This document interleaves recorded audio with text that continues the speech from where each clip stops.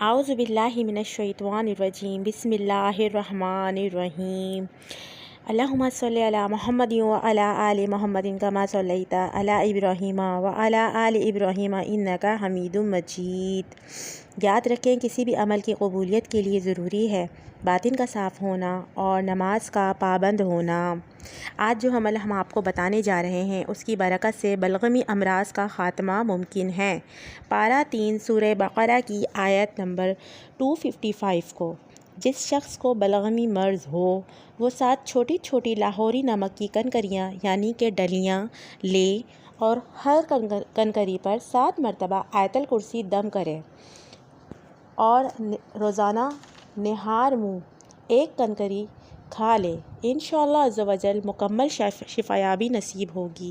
اللہم صلی علی محمد وعلی آل محمد کما صلیت علی ابراہیم وعلی آل ابراہیم انک حمید مجید۔ اللہم بارک علی محمد وعلی آل محمد کما بارکت علی ابراہیم وعلی آل ابراہیم انک حمید مجید۔